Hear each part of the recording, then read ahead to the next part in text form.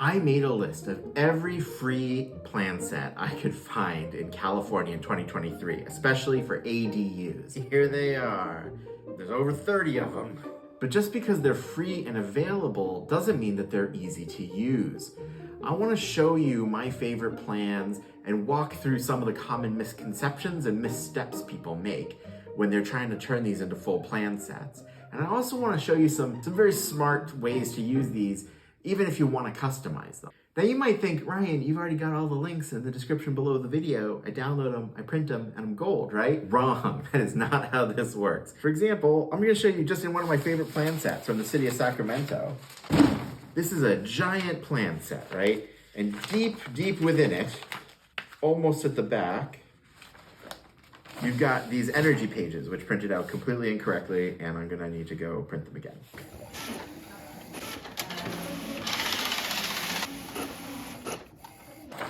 Right, I've got them printed out correctly now. These are the Title 24 energy calculations. And you see this tiny number here where it says Climate Zone 12. This one little number might seem like a trivial detail to you, but it can have knock-on effects on your whole project. It can drive costs up, it can slow you down. Plan sets like this have hundreds of small details like climate zone. So I'm going to show you some of those common pitfalls and things that come up while taking you through some of my favorite plans and my least favorite that you can download for free with the links in the video description below. In a few minutes, I'm hoping that you'll know enough about this plan set to know if this is the kind of project you want to tackle on your own, or whether you want to hire an architect or a really experienced design builder to help you through this part of the process, and what kind of return you're going to get for hiring that kind of professional. If at any point you get overwhelmed, we have a free community on Facebook called How To ADU. And then we've got a private community called Backyard Breakthrough, where there's a little bit more of an active hand-holding, and we can help you with the details of your project as you make your way through the planning and design stages. Rather than go through page by page, I want to just jump straight to that random climate zone example so I don't leave you hanging forever. Here's a map that shows California is broken up into a bunch of different climate zones. Now, when you propose a small home, like an accessory dwelling unit, you will need it to pass certain energy requirements based on the orientation of the house and the climate zone it's in and how it's built.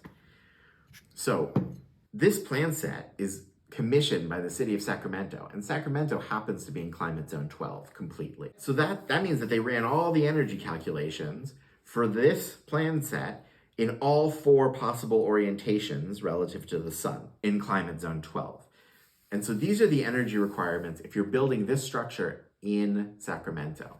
But if you're building in Los Angeles, then there's 3 different climate zones you might be in. None of them are 12, and there's different requirements, right? So you'll rerun these calculations. Running new calculations is not a big deal. You hire a Title 24 engineer, they plug it into their software for your climate zone and your orientation, and they rerun the numbers. It costs a few $100. But there are knock-on effects from these energy calculations that can impact other parts of your project, other design elements in your ADU. You see, if a building is built up to code for a very hot climate, and it's built in all 4 orientations because they wanted standardized plans, that building is built up to the least efficient orientation in that hot climate. That means it's probably overbuilt in some ways if you're building in a more mild climate or a more efficient orientation. So you can imagine that might be that the plans have really expensive glazed windows, or they have expensive insulation requirements based on that inefficient orientation in a very hot climate zone. On the other hand, maybe they made design sacrifices in order to hit climate efficiency. They might have tiny windows on all 4 sides of the structure in order to be energy efficient, when you could have put a north-facing window that's really big and gotten away with it. They needed to make it so that all 4 orientations were energy efficient, so they put tiny windows on all 4 sides.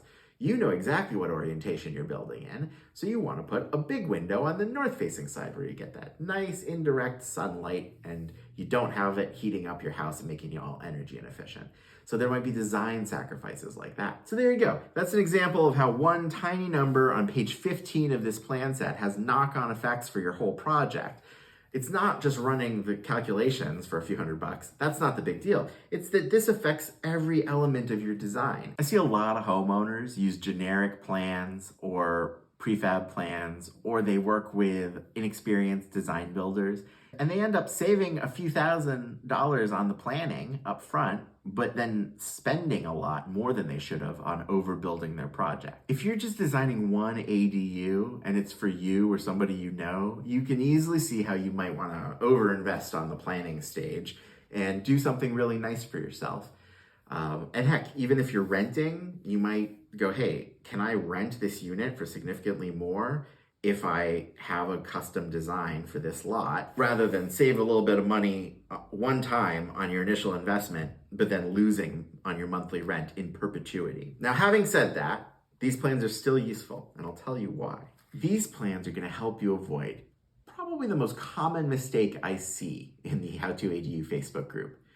Every week, somebody comes in and says, hey, how much do ADUs cost? And they don't offer any more detail. Now, I say that's a mistake because that question cannot be answered well without a lot more information. And so the type of people who come in and answer tend to be giving really lowball estimates for their own construction work. And they don't mind underquoting because they can raise the price later once they get a commitment from the homeowner.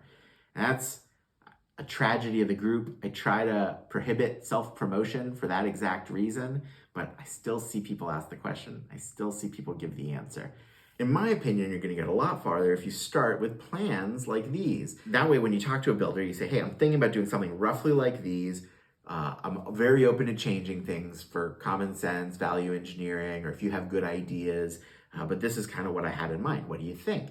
And they can give you a much more precise bid. So with that in mind, flip through these plans and pick some that you think might fit your lot. And take notes while you watch the rest of this video, and we go through some of the things that people very commonly want to change when they're looking through these plan sets. All right, the most common change is you're looking at the dimensional floor plan. And I can tell you, it's super common for people to look at the floor plan and go like, this is perfect. I just want to move this exterior wall by 2 feet. I want to make the unit 2 feet wider, 2 feet longer. It's just 2 feet. It's important to know that changing the footprint or the elevations or the roof line at all kind of knock into every other important part of the plan set, which is fine.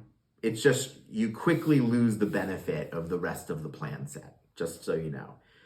On the other hand, there are pretty drastic changes that sometimes surprise people. You can make those without affecting anything at all. So for example, you could take a floor plan, and if you imagine there's an axis over here, you can mirror that floor plan, and you haven't changed any structural elements. So that's actually a really easy thing to do. Same with rotating it. Rotating it doesn't affect a lot of structural elements. So you could do those two things relatively easily. But if you change window or door opening sizes, if you move walls in or out, if you change the roof line, if you change the foundation in any way, those are all big, big changes.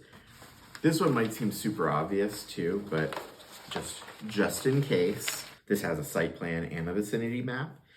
And you can see they actually put example site plan across it, just in case people got confused. This is where you're going to show the orientation of the structure that's detailed in the rest of the plan set on the property. So it has your lot lines, your setbacks from the lot lines, your setbacks from other existing structures. If you're converting an existing structure, you will often show the existing structure in one color or one shade and the new structure on top of it.